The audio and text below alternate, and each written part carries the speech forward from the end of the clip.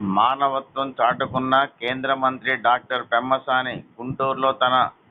కార్యక్రమం అనంతరం వెళుతున్న సమయంలో లారీ ఢీకొని ఒక వృద్ధుడు అపస్మారక స్థితిలో ఉన్న